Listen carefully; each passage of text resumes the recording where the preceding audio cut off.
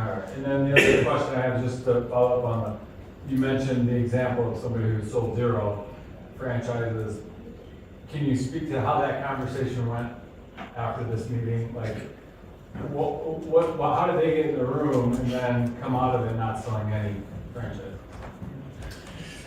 Typically, on the first date, everybody shows up. And then for whatever reason, things start going south. Usually we can tell that somebody, their head's just not in it on the legal side. When all of a sudden, Bill and his team are saying, they haven't filled out the questionnaire. Oh, I've been really busy. Well, is it important to you or not? So if it's a business that makes 0 sense, I'm just gonna pull you aside and say, look, renting VHS tapes, it's kind of gone, all right? I know, retro, all that kind of stuff, or whatever we're gonna say. But it's on you, it's your business. So people that don't do it, what do? They don't show up at trade shows. They don't make any effort.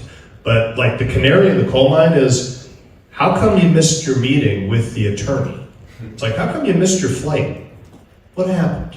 You missed the flight 3 times? You know what I mean? So look inside yourself. If you want it, it's work.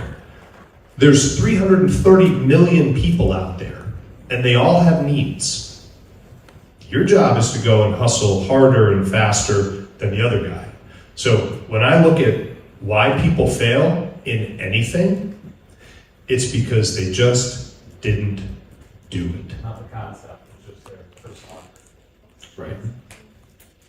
If you remember those 3 questions I told you about this morning, or whenever that was, right after lunch, also, are there plenty of customers across the country for the franchisees that sell the products and services too? Sometimes the model just isn't a good fit for franchising, right? It's a real niche market, and unless you just want to sell 3 franchises in the United States, and that's it. So sometimes it's just not a good fit for franchising. That's rare, but that happens once in a while. Part of what I do is, because I also bring businesses in and give them to Genesis as part of my work, as well as I find buyers to plug into your brands.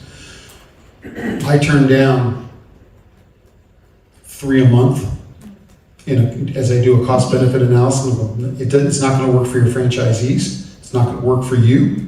There's just not enough money in it. You don't have your house in order. You need to do this, and this. Call me in a year. I turn down more people than I bring in that they never even see because they're just not ready. Are there usually ways that they can fix it though, if they're willing to do it? Sometimes yes, and sometimes no. I had a guy who wanted to do video streaming for funerals. How much money do you make? 50 grand a year? Who's going to buy that?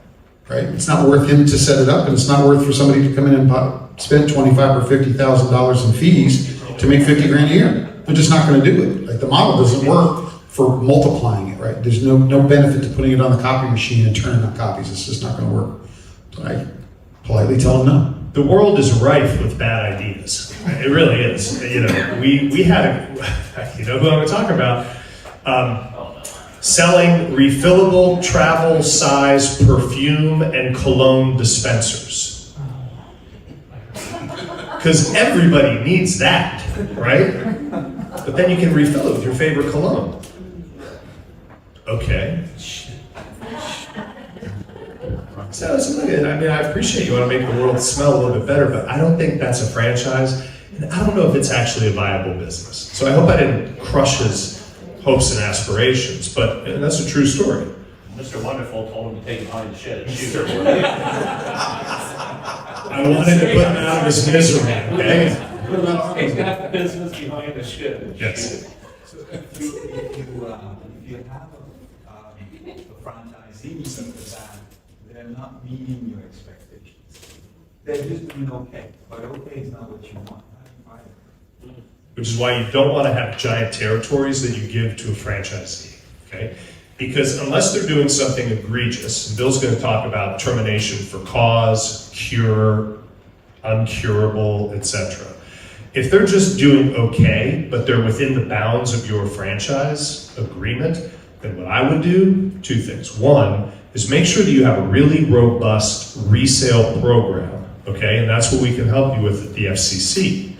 Because what you want to do is you want to exit that person with honor and dignity. You don't want to say you suck, get out, go behind the woodshed, we're gonna shoot you. You're gonna pull them aside, so here's the second thing, and say, look, it's really, are you happy?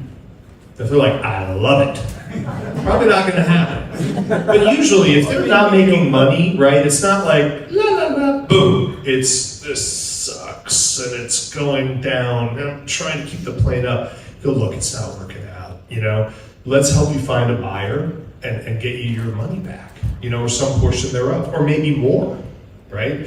And then let us help you find people for that. The benefit for all of you as franchisors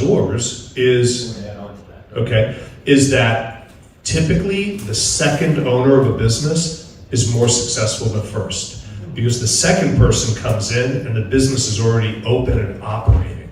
And then they can take that and drive the growth. The money, the energy that they put in isn't startup energy, which you all know is a lot.